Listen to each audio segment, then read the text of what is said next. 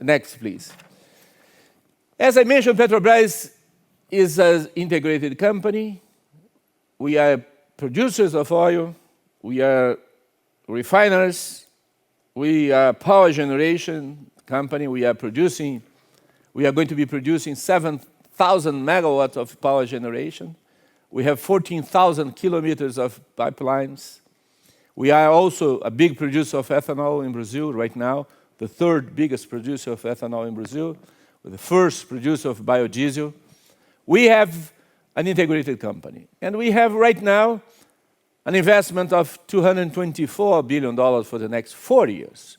We are just at the final stage for the releasing of the new plan. This plan from 2010 to 2014 of $224 billion, we are going to spend 95% of this in Brazil, 5% of this outside of Brazil. The 95% that we are going to spend in Brazil, we are requiring 65% of those 95 to be locally produced, which means that we are going to buy in Brazil more than $150 billion in the next 4 years.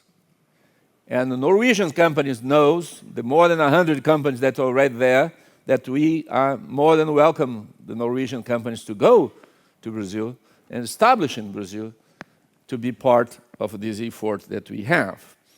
We have very big opportunities.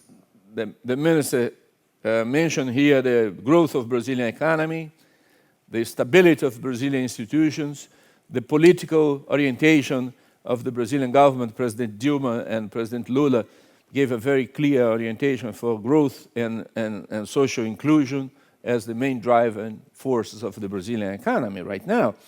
And also, we have this very huge hydrocarbon potential and big opportunities for the shipping industry worldwide. Next, please. As you know, our current production, we are going deeper and deeper in our production. But not only we are going deeper and deeper, but Petrobras is by far the biggest company offshore. We have right now 45 production units offshore. The second company, the second group of company, together, the second, third, and fourth, together, they have less than we have.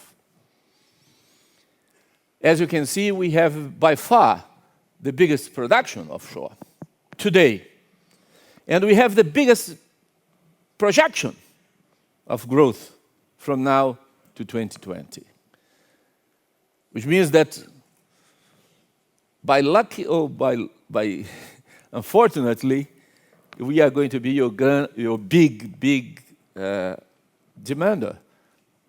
We are going to be the big purchasers in the offshore industry worldwide in the next few years, because we have a very big operation. We operate right now 20% of the world production offshore, alone, Petrobras. We are already big company. We are going to be even bigger because the new law in Brazil requires that the new areas that are going to come on stream, Petrobras would have at least 30% of those areas, and we are going to be the sole operator of the new areas that are going to come on the pre-salt in Brazil. That's a big challenge, but a big opportunity for Petrobras and for our partners. Next, only to give you a better sense, because not always people know the Brazilian maps. On the left hand of this slide, you see the Brazilian pre-salt oil fields. They are 300 kilometers from Rio, 400 kilometers from São Paulo. Both cities, Rio and São Paulo, they are far apart, 356 kilometers. And we compare this triangle with the US. New York, Philadelphia, Washington, 300 kilometers and 400 kilometers. As you can see, we have a big area of big population that requires a lot of concern on safety and precautions. We are, in Brazilian law, we have a more stringent requirements on safety in comparison to the Gulf of Mexico. But not only the Brazilian law requires more, our internal procedures in Petrobras are stricter on safety than several other companies that are more risk lovers than we are. We have a certain procedures that cost us more, but we do these on purpose to maximize the precaution in order to manage risks, as was mentioned here before by our host. We think that the Macondo experience was a very painful experience for the industry, but the main lesson, I think, would be if you follow the procedures and you are not a risk lover, you can minimize and avoid accidents. And I think that to be firm on the operational discipline and follow strictly the procedures is the way to minimize impact in a very risky environment that we work. The next one, please. We plan to develop the pre-salt in taking into consideration several areas. We think that on environmental, I mentioned, the financial constraint is going to be big. It's different from people think. We don't have any big technological challenge. Most of the technology for the production in the pre-salt are already known. We need to have incremental technologies to improve productivity of the current technologies, the current knowledge that we have. That's one myth to say that it's very difficult. For sure, it's difficult to produce in the pre-salt because the reservoir, the microbiolite reservoirs are unknown. But on geology, how nature behaves is the most important unknown that we have right now. But the production technology, the exploration technology are already known. We need to improve on the margin the technology that are already known. Also, it's not true that it's too much expensive, the production in the pre-salt. Today, the break-even of the current production in the pre-salt is between $35 and $45 per barrel. The break-even, not the lifting cost, including capital cost, is between 35 and 45, which is not the most expensive new areas, new exploratory frontiers worldwide.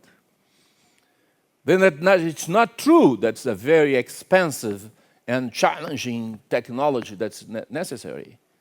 We know pretty much most of the ways for production. And we are already producing, since May of 2009, we have already produced more than 1 million barrels from the pre-salt. We are producing today more than 100,000 barrels a day from the pre-salt. Today. It's not anything that we are going to do in the future. We are increasing production. We are accelerating production. We have drilled several wells that are already producing.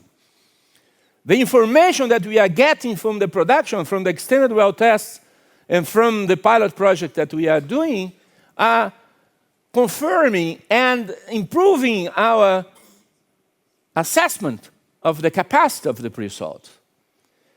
We could reduce 45% of the investment that's necessary for the development of the pre-salt from 2008 to now, because we could know more the productivity of each well, and we could reduce the number of wells that we need to drill for the production. And we could reduce 45% of the investment, because most of the investment is in subsea, in the completion of the productive wells. We have to develop a new technology for logistics. Shipping industry is going to be a big issue. As I'm going to skip next 2, 3, 4. You can skip through 4 slides, because otherwise I'm going to have more time than I need. Yeah. We are doing in Brazil a big change in the shipyard industry. We have right now, under contract with Petrobras and with other companies, 269 projects in construction in Brazil, in the shipping industry in Brazil. Right now, we have several shipyards already producing in Brazil right now. We have 5 new shipyards that are planning are competing to build drilling rigs in Brazil, because we are going to have 28 drilling rigs for more than 10,000 feet of water depth built in Brazil to be delivered to us after 2014. We have already contracted 7 of those drilling rigs, and we are going to contract additional 21 drilling rigs to be produced in Brazil. And for this construction of those drilling rigs,